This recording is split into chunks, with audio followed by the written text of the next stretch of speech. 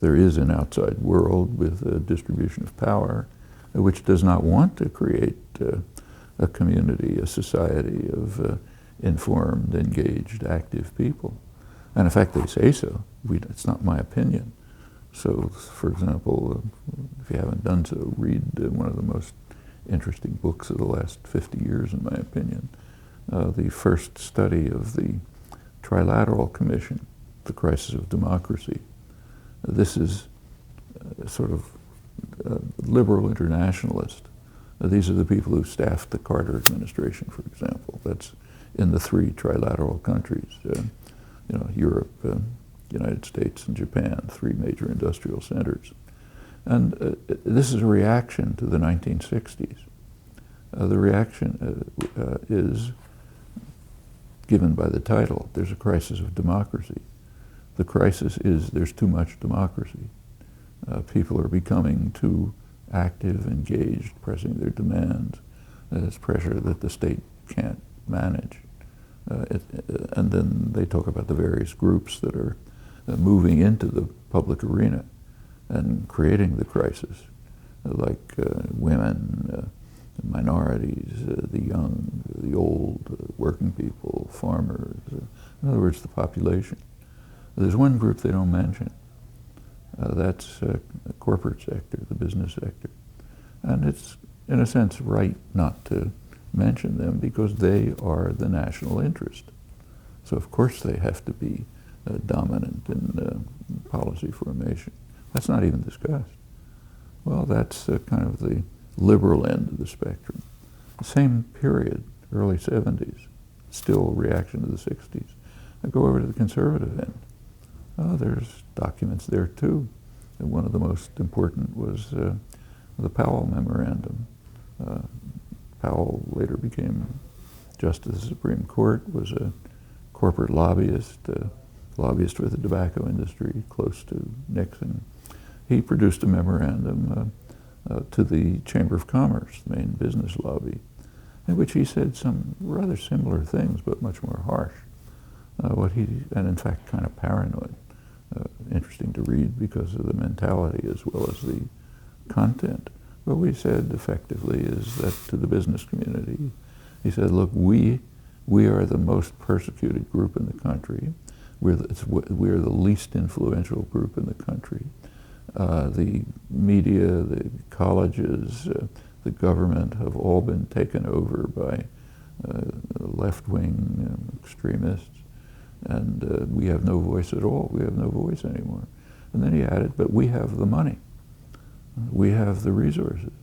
So we should get together to use the resources that we have to save the system of what he calls free enterprise that's being undermined by those radical forces who by now have taken over everything and pushed us into the corner.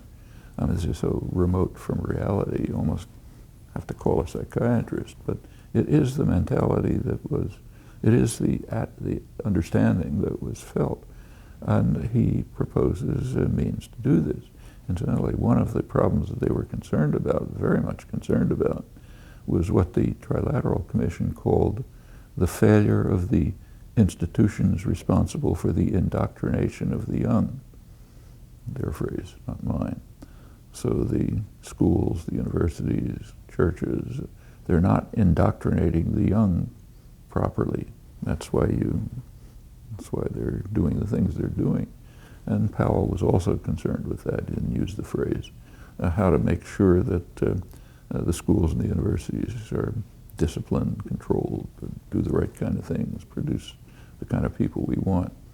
A lot has happened in the years since to implement these ideas.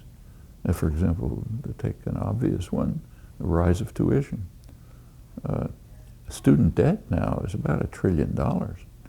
That's a disciplinary technique, a very strong disciplinary technique. You come out of college with tens of thousands of dollars in debt. You may, technically, you're free to do anything you want, but in reality, you're constrained to pay off that debt, which drives you in certain directions, not others. Maybe you wanted to be a public interest lawyer.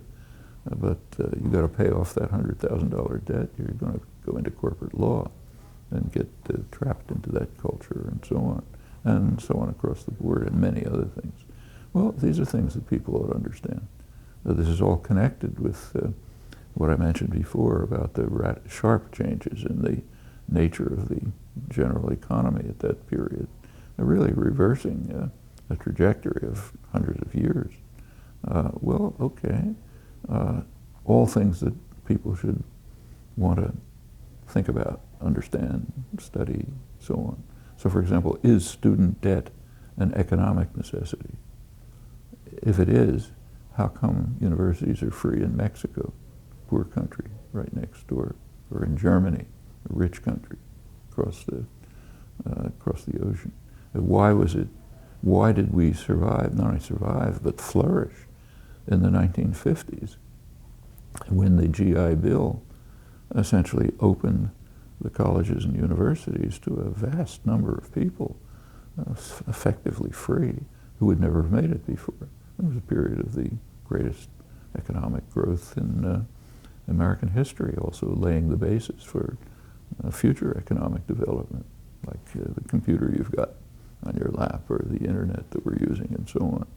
Well, how come that was possible then, and it's not possible in a much richer country today? These are all questions that can be raised. They're intelligible, understandable. You can look into them and explore them. And what I think a channel like this ought to be doing is to open up those options. The reasons why some of the expectations of 50 years ago weren't met was because these developments were taking place. That preventing those expectations from being realized is parallel to, say, creating $1 trillion of student debt, another form of the reaction which sought to control, indoctrinate, and restrict attention and options among the population. And this struggle goes way back. I mean, all throughout history there have been conflicts like this, American history too.